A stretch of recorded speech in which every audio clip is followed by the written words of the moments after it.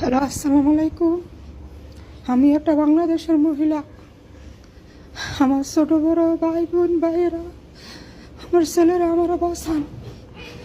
আমি 8 বছর ধরে সৌদি আছি।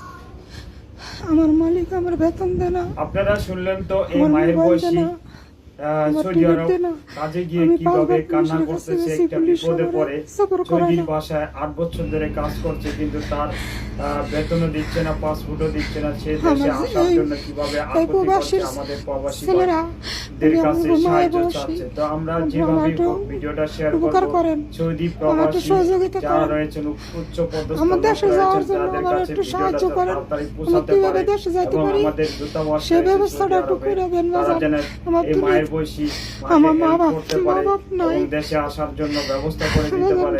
ভিডিওটা শেয়ার করে দিবেন। বিপদে বেশি কথা পড়ছি। বললাম না, মায়ের কান্নাটি আমার খুবই পরিচয়।